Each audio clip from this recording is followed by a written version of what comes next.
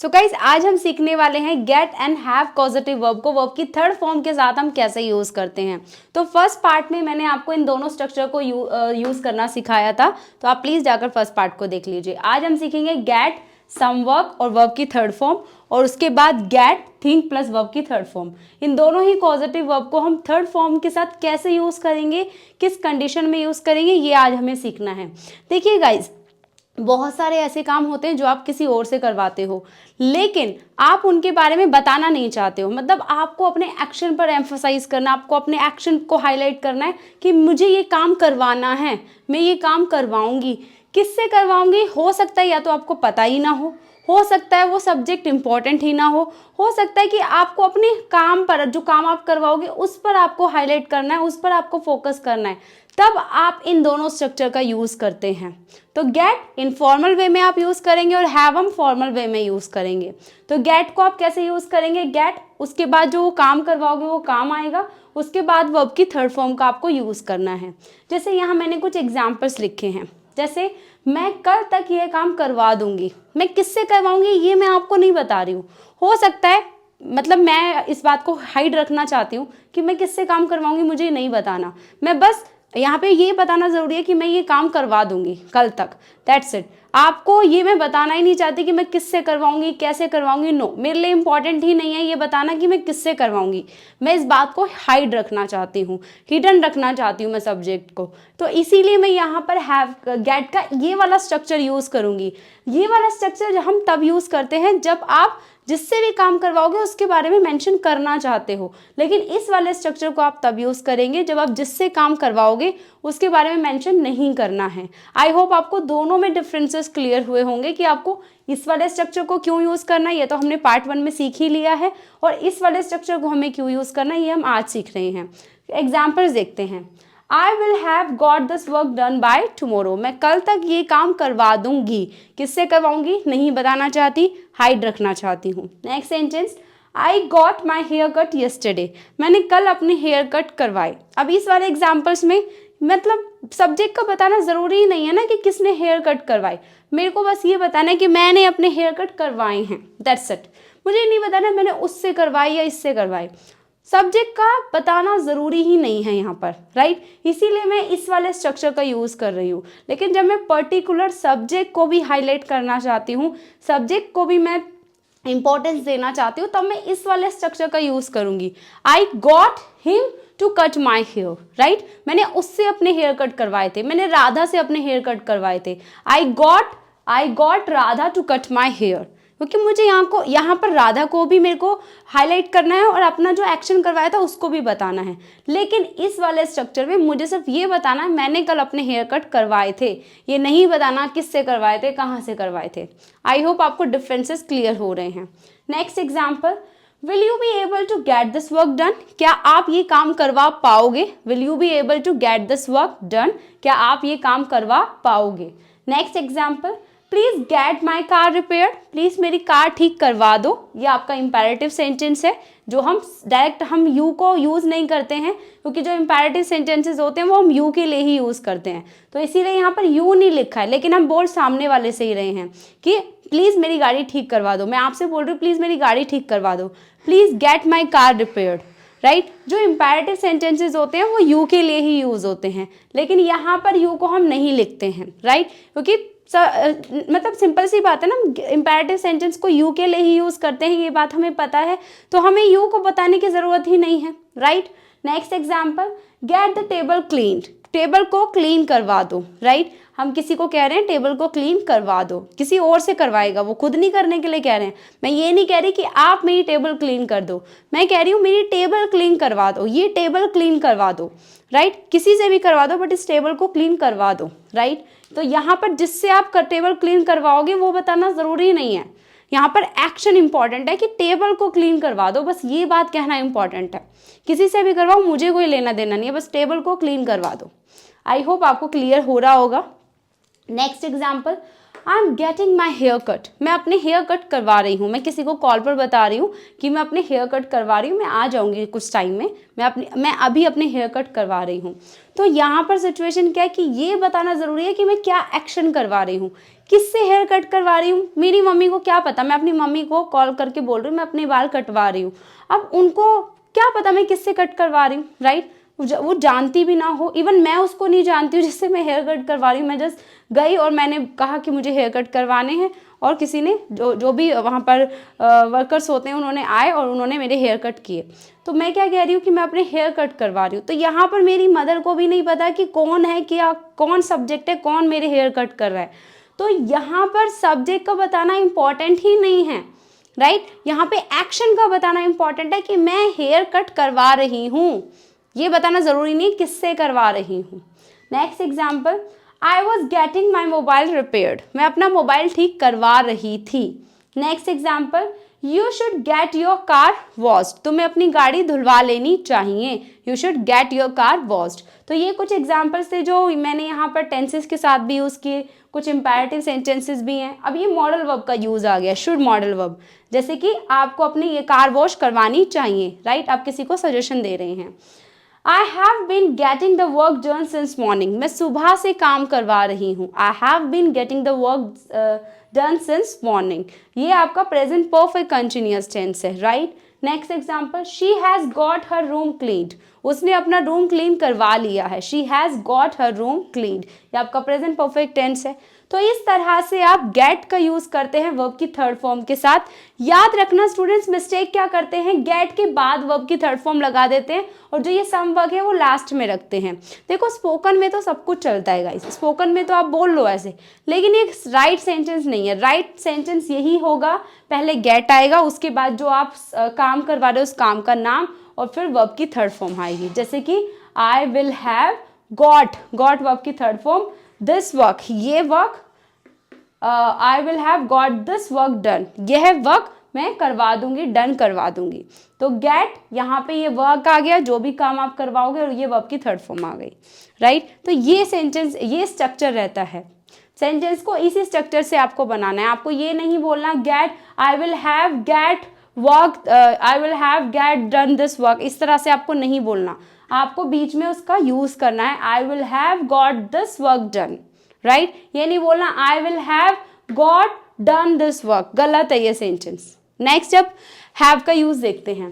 तो यहाँ पर हैव का भी यूज ऐसे ही होगा, लेकिन मैंने आपको फर्स्ट पार्ट में बताया ना कि हैव हम अपनी बात को फॉर्मल तरीके से रखना चाहते हैं, या कोई काम किसी को पैसे देकर करवाते हैं, मैंने यहाँ लिखा हुआ है, तब आप हैव का यूज करते हैं। तो यहाँ पर भी सेम वैसे ही यूज होगा। आप अपनी बात को फॉर्मल तरीके से बोलना चाहते हैं, और जिससे भी आप काम करवाएंगे उसके बारे में बताना ज़रूरी नहीं है। आपको सब्जेक्ट को हिडन रखना है, सब्जेक्ट को हाइड रखना है, या सब्जेक्ट को इम्पोर्टेंस ही नहीं देनी है कि आप किससे काम करवाएंगे। आपको बस एक्शन पर फोकस रखना है। तो यहाँ हम हैव का यूज़ करेंगे जब आप अपनी बात को फॉर्मल वे में बोलना चाहते हैं, कोई काम पैसे देकर करवाना चाहते हैं। जैसे कि यहाँ कुछ एग्जाम्पल्स लिखे हैं, इसका स्ट्रक्चर भी सेम ही रहेगा, हैव, उसके बाद वो थिंक, जो भी काम होगा वो, और वर्ब की थर्ड फॉर्म, सेम स्ट्रक्चर रहेगा। अब आप पर डिपेंड करता है आप कहाँ गेट का यूज़ करेंगे, कैसे आप हैव का यूज़ करेंगे। बट दोनों में मैंने आपको डिफरेंसेस क्लियर कर दिया। ये आपका इनफॉर्मल है और ये आपका फॉर्मल वे में यूज़ होता है, ये आपकी फॉर्मल इंग्लिश में यूज़ होता है। एग्जाम्पल से देखते हैं। मैं कल अपने बाल कटवा रही हूँ। I am going to have my hair cut, I am going to have my hair cut, मैं अपने बाल कल कटवा रही हूँ। टुमारो आप लगा दीजिए, ठीक है। I am going to have my hair cut tomorrow. तो ये आपका यहाँ पर हैव का यूज हो रहा है। तो यहाँ पर ये जो हैव है ना, ये कॉजेटिव वर्ब है, उसके बाद जो थिंक है वो मतलब माई हेयर, और वर्ब की कट की थर्ड फॉर्म कट ही होती है, तो इसलिए कट आया है। Next example, I had my makeup done, मैंने अपना मेकअप करवाया था। I had my makeup done, हो सकता है कि मैंने पैसे देकर करवाया हो, या मैं अपनी बात को फॉर्मल तरीके से बोलना चाहती हूँ, इसीलिए मैं यहाँ पर हैड का यूज़ कर रही हूँ। मैं गेट का भी यूज़ कर सकती हूँ, I got my makeup done मैं बोल सकती हूँ, राइट। लेकिन मैं दोनों ही सिचुएशन को यहाँ बता रही हूँ। हो सकता है मैंने पैसे देकर करवाया हो, या फिर मैंने अपनी बात को फॉर्मल वे में बोलना है।